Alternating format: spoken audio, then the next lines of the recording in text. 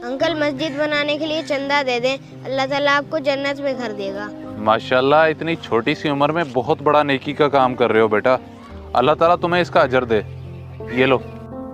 शुक्रिया अंकल, आपने ही बहुत नेकी का काम किया, अल्लाह कबूल करे।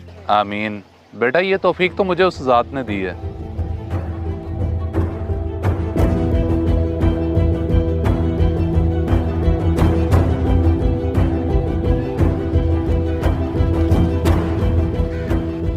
बेटा ये क्या हरकत की है तुमने?